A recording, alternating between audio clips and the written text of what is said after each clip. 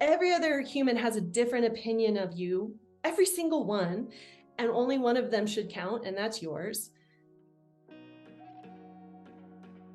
You had to experience some bullying even in practice, correct? I think you had mentioned that, which I thought was also a really important perspective because there will be someone out there who also is being bullied right now in practice, whether it's from they're feeling bullied from pet owners or from someone within the workplace. Because I Mhm. think for you, it was a technician. Is that correct?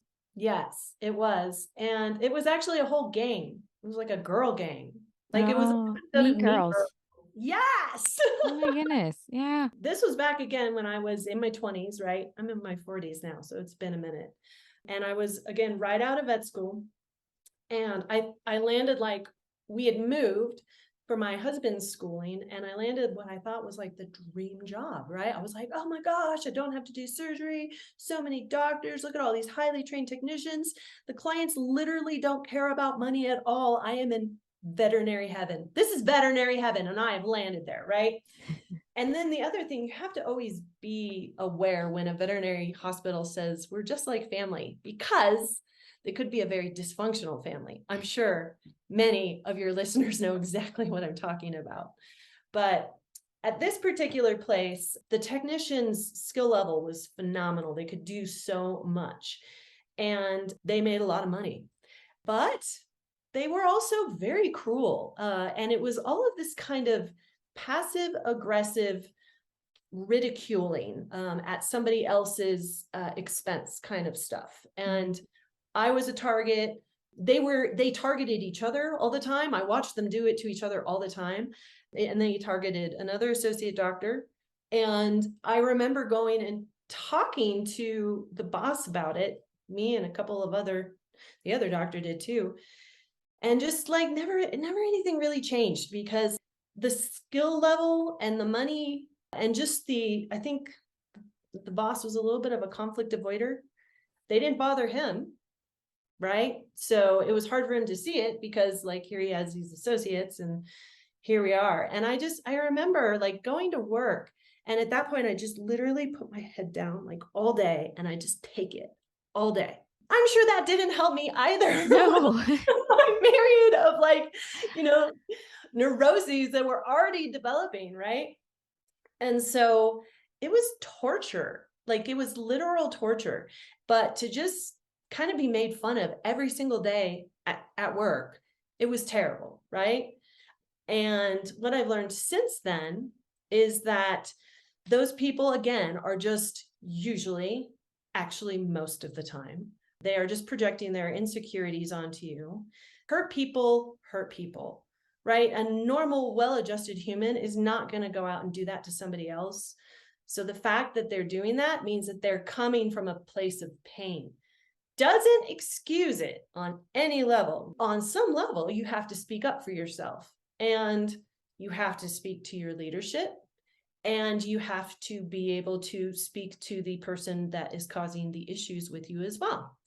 And what I found is there's a couple different ways to do that. If your leadership's not doing anything, just leave, right? I mean, they talk about this quiet quitting thing. It's not new. We've been doing it for a long time. But there's plenty of other positions out there, and there's no reason for you to stay in a toxic environment where your mental and emotional wellness are not, important, not cared for. But what I found was there was a couple of things that helped me. One that was really, really, really helpful, especially when I became the boss and I had to ask for changes in behavior from my employees, was Marshall Rosenberg's nonviolent communication techniques. Are you familiar? No, I'm not. These are wonderful. These are basically the idea with it is if you need somebody else to do something different, right? First of all, you have to feel confident in asking for it. And you need to know that you're worthy to ask for it as well. That's really important. But it's really important if you're going to be heard by the other person, especially if they're being a bully to you or you really need a change in their behavior, is to be specific in what you're talking about and to not attack character. So no global statements like you always, or you never. You can't do that, right? That immediately throws the other Homo sapien sapien on their guard.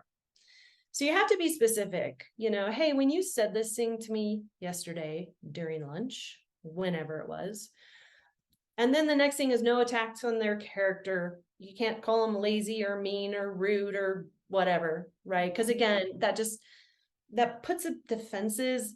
And what you want to do is you want to build a bridge to be able to get to a new understanding with this person. As much as you don't like them, you still need that if you're going to work with them. So be specific. Yesterday during lunch, when you made fun of me in front of so-and-so, then the next thing is you tell them how that made you feel. That really made me feel embarrassed. It made me feel upset. It made me feel frustrated. And then you say, why? Because I need to feel respected by my coworkers. And so you're specific. You have told them how it made you feel, and you've told them why it makes you feel that way, right? And when I first started using these, I felt it very, very helpful to write everything down and actually read it off a piece of paper while my hand was shaking, right? My hand, yeah, it's happened. And then once you've said those three things, then you follow up with requests, because here's something about human behavior. We are so much more likely to follow through on something if we verbally agree that we will. So you don't tell them, stop doing that. You say, would you agree to not do that anymore? And then they are very often likely to agree. And then they're very often to follow through on that behavior. It doesn't matter how they're feeling about you. Again, remember, if there's 50 people in a room, they have 50 different opinions about you, and it doesn't really matter. Only your opinion matters. But what doesn't matter is how it comes out in this external environment, right? And so if you utilize that, you're going to keep the upper hand, because you're not going to get embroiled in name calling, all the things that will tear down your credibility even more in front of this person. You're just calling them out on their actions. You're telling them how it affects you. And then you're asking for a change in behavior.